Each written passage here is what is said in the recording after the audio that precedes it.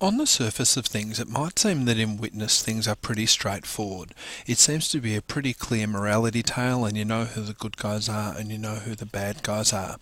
But here and there, Peter Weir throws us a bit of a curly one.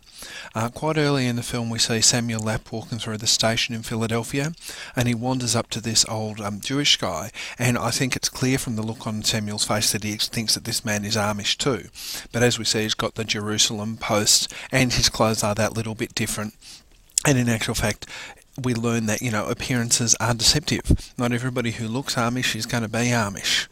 Likewise, we see this undercover cop when Samuel goes into the bathroom, the guy soon to die.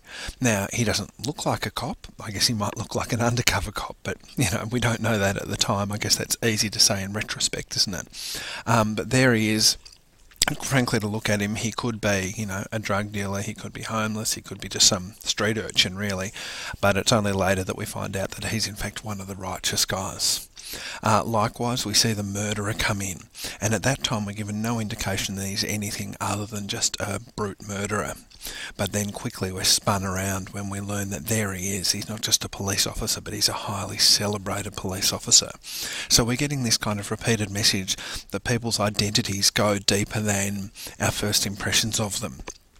Being a Hasidic Jew, which is what I think that fellow in the train station was, is very different to being Amish.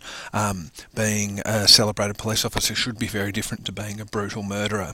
That sometimes appearances are deceptive, that people's identities are not what we think they are. Also in the police station, we see this woman there. She calls Samuel over, and I think she gives him a biscuit or something. But she looks nice enough, and then this guy calls him over, and we're not really sure what to make of him. But it's not an instantly creepy vibe, but it very quickly turns really, really creepy. Likewise, when we meet Schaefer, Schaefer seems like another honest cop. He doesn't look at all shady, there's no sinister music, he's like, okay, let's work this out. So, another example of somebody who isn't what they seem is, of course, Book himself. He looks the Amish part. He's got a lot of the same qualities as the Amish, and we kind of want to accept him as somebody who could belong there. This is a kind of a charming notion. But in actual fact, this is a deception. He's not only pretending to be Amish to hide out, but in his heart and in the rest of his personality and identity, he doesn't believe what they believe. He doesn't, in fact, belong there. He goes into town and the woman wants to photograph him, and certainly she's being rude. He threatens to take her bra off and strangle her with it. Which is something the Amish would never do. And likewise, we see him kill McPhee here.